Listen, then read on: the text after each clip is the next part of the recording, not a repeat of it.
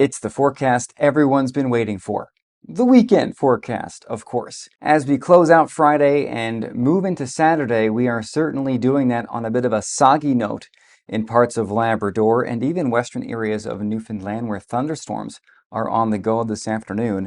Now, looking at the satellite and simulated radar imagery, we can see some very heavy rainfall in parts of Labrador right now around that area of low pressure I was talking about yesterday. The Goose Bay area has already seen over 45 millimeters of rain, and there's more yet to come. Now, that being said, the heaviest rain is going to shift toward the north coast of Labrador this afternoon and this evening before ending overnight. Now, on the island, we are seeing some showers arriving on the west coast now and some thunderstorms. Those will work eastward throughout the remainder of the day and into the evening before ending overnight as a cold front sweeps offshore. Now to the south and east of that low, it's breezy. I mentioned this yesterday. In Gander this afternoon, winds are sustained at 33. In St. John's from the south at 37. And those southerly winds are helping bring in some very, very humid air. Not so much in Labrador, but over the island where temperatures as of 1 o'clock, middle to upper 20s for a lot of areas. Humidex values are into the mid 30s for some areas because dew points are about as high as I've ever seen. 22 is a dew point in St. John's as of 1 o'clock. That is some exceptionally muggy air. I mean, you got the scale right there. We are well into the muggies, folks. The good news is that this muggy air will not stick around much longer, and here's why. So this is an atmospheric moisture chart. It's actually called precipitable water. And what you're seeing here, the yellows and the reds, that's air that's really, really moist and uncomfortable. The Newfoundland saying is feels close, right? That will be pushed offshore overnight as a cold front sweeps in. You can kind of see it there working through parts of the Maritime province where we have those purples showing up. Now look at this even more. Watch where the moisture is coming from. Almost the middle of the Atlantic. So the air is very, very humid and it's driving some potential very heavy showers over the island, and some of that is getting sucked up into Labrador and driving the heavy rain, right? So the rainfall warning in effect through late tonight for Eagle River and Upper Lake Melville for up to 60 millimeters of rain. We're already at that low end threshold.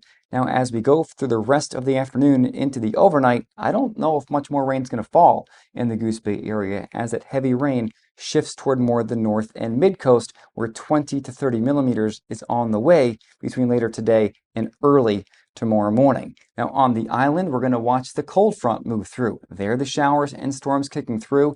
Most of those are done with by midnight, but something to keep in mind.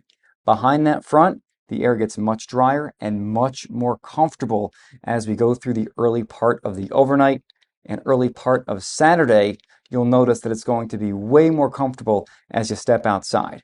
Now, Saturday morning, still looking at some of the showers in northern Labrador, and parts of the Big Land, mainly the west, may see some scattered showers Saturday and again on Sunday, but the island on Saturday is looking about as good as it gets. Hardly any cloud cover, no precip in the forecast. There are some showers in the forecast for Sunday, however. So for tonight in Labrador, the rain continues, lows 4 to 9 degrees.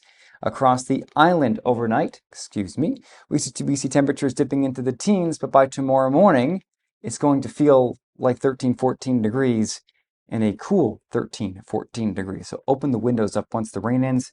Your house will feel much more comfortable tomorrow morning. Now looking at that weekend forecast, here we are for the island. Sunday looking very, very similar to Saturday. Maybe a few sprinkles for parts of central and western Newfoundland on Sunday, and perhaps southern areas as well. But overall, tomorrow looking great across the board. If you want to go sightseeing, I don't think we're going to see a whole lot of fog. For southern areas, tomorrow may try and creep back in a little bit by Sunday, but tomorrow looks beautiful almost across the board.